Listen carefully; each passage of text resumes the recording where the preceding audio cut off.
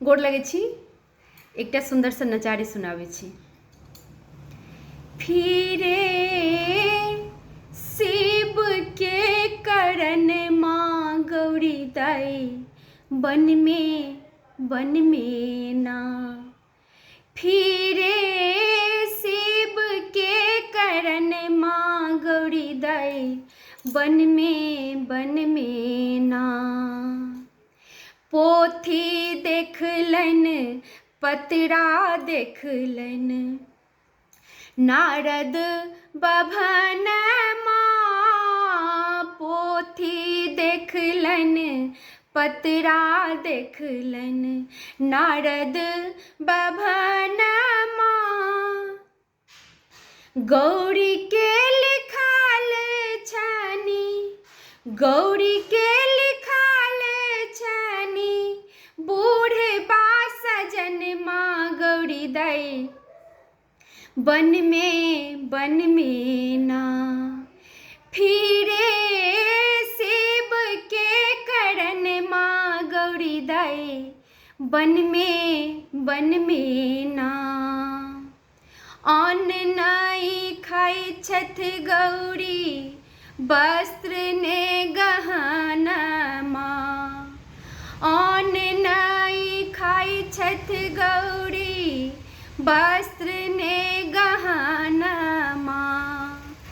बेल पात्र खाका गौरी, बेल पात्र खाका गौरी राखलन पड़न माँ गौरी दाई बन में ना।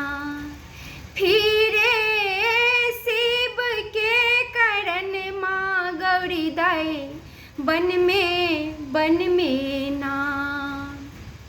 इंद्र के इंद्रासन डोले विष्णु के आसन माँ। इंद्र के इंद्रासन डोले विष्णु के आसन माँ।